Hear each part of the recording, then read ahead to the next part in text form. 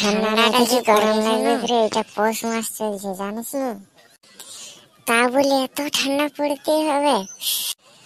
চ ওইদিকে যাই, আগুন ধরাবো, ঠান্ডা তো লাগছে।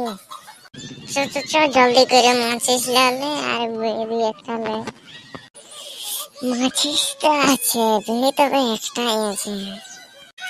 চ ওইটাই অর্ধেকটা ঝেটি করে খেতে হবে, তা ঠান্ডাটা তবু কাটবে। লে লে ধরা জলদি করে, তোমার ঠান্ডা লাগছে।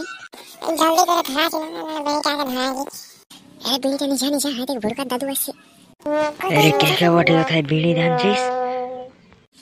না দাদু, আমরা বেরি লাইন টানি, আগুন তাপছে, আগুন ধরাই। দাঁড়া তাহলে আমিও টুকু তাপবো, দমে ঠান্ডা লাগছে। নাই অত আগুন তাপবো, ঘরে আরো কাজ আছে, সবকিছু ছাড়িয়ে এসেছি বান দিকে। লে রে বেরিটা ধরা, পালানছে ফকরে ধরা, খাইনি ঘর দিয়ে যেতে হবে। লেলা বিড়িটা ধরা ফোক করে তাহলে।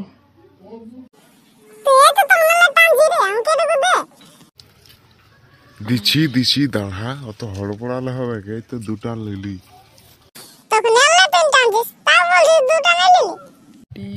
লে লে ফক করে চান টানি নিয়ে ঘর দিকে যাবো তো।